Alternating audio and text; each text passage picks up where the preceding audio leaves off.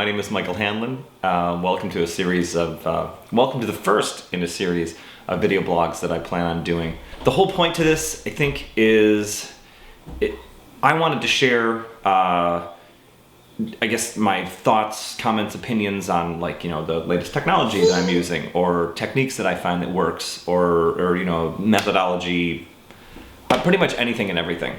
So anyway, for today though, I wanted to go over, let me back up. Yesterday I was asked to help some people out in a church as far as like lighting, like how would they light it. They're having a lot of issues with their shooters as far as the pictures in the churches being too dark.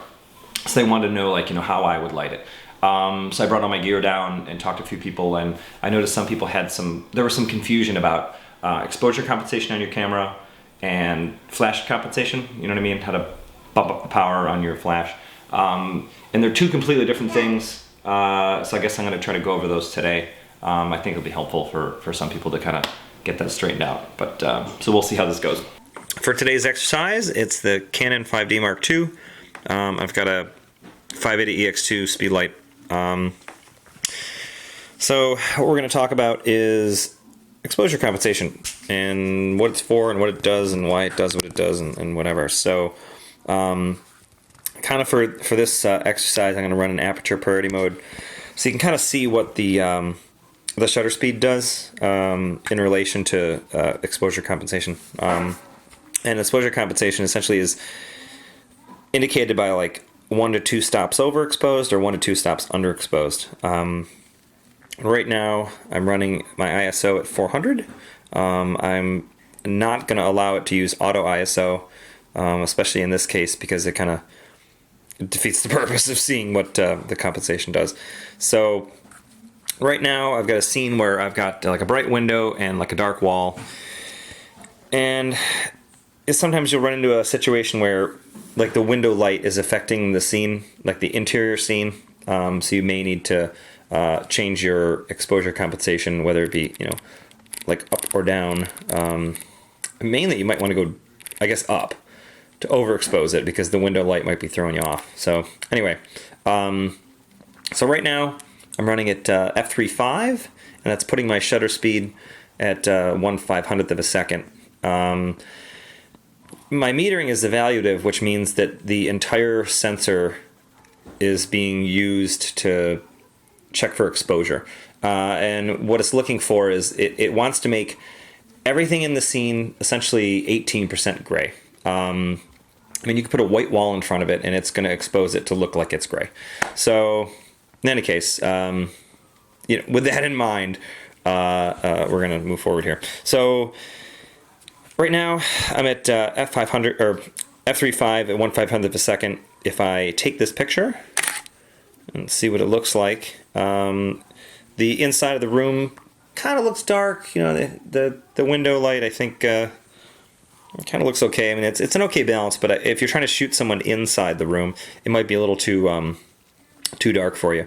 So if I overexpose it by going up a stop, it's slowing my shutter speed down essentially to half of what 500 was. How funny is that? So it's, one stop essentially is half. And I'll take that, and then I'll maybe try 2 stops over, which is half of that again.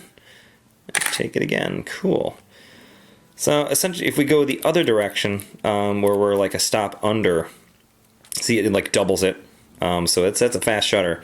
So it's going to make the room dark, but yet I bet you outside we're going to be able to see a little bit better. So I'll try that. Maybe go down to 2,000. That's fast. There we go. So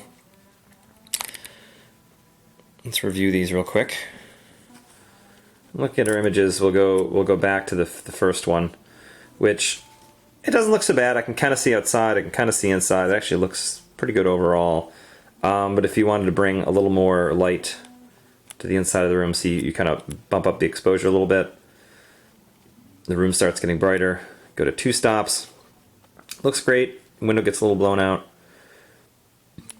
And then obviously the other direction, you can start to see outside a little better, but inside's kind of diminishing. And obviously outside looks fantastic right now, but the inside's pretty dark. So it's trying to find that balance. I guess if I was shooting a person in here, I'd probably want to go like one stop over, kind of wash out the window a little bit. Having an understanding of what your exposure compensation does also kind of goes hand in hand with your flash compensation. Now, we'll go to, say I want to be able to see outside. So, say I want to see outside, so I'm going to go with the 2 stops, maybe like 2 stops under, so I can actually view the trees outside. Now, that doesn't really do much for the room, because the room looks a little dark. If I use my flash to kind of fill the room, if I push the this button essentially changes the ISO and flash compensation. That little icon is for flash compensation. Now, if I press it, I get the icon. The ISO is still there. So the exposure compensation indicators actually become flash compensation indicator too. So when I press it, I can actually move this up or down, and what that's doing is changing the power of the flash, essentially the output power, which is, you know, the kind of the punch behind it. You know, it's how much energy is getting expended. So anyway, so we'll try it in the middle and see what happens. Here we go.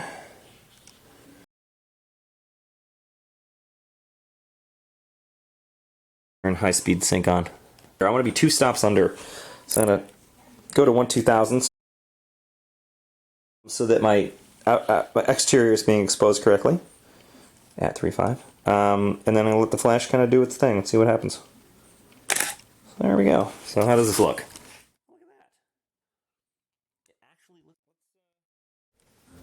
Let's try something here. So we'll hit our flash. See, well, you'll notice right now my camera is exposed 2 stops under, so that the room's going to be dark, and we did that because we want to be able to see outside. If I change my flash, or hit the flash compensation button, you'll notice it's kind of in the middle, which is good, so it'll flash to make the room look normal. So let's see what happens when we turn it down. We'll go 2 stops down. That's really cranking the power down. Let's see what happens. Yeah, the room is dark. It's definitely dark. So let's go the other way. Let's crank it 2 stops up. I'm sure it's going to look like a nuclear holocaust. So our exposure compensation for the camera, the ambient light, is 2 stops under, and the flash compensation is 2 stops over. So we're essentially taking a dark room and flooding it with way too much light from the flash. So here we go.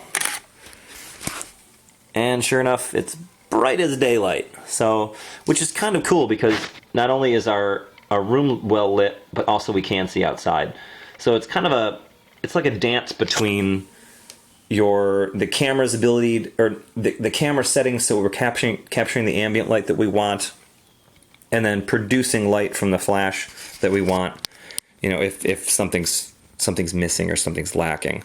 So I won't even get into tilting it and, you know, changing the way the flash, the light from the flash looks. That's for another day. So hopefully this kind of gives you some insight as far as to what you can do. Well, I hope that exercise helped. You know, to give people a greater understanding of you know, the on-camera controls and essentially what they do in relation to I guess light.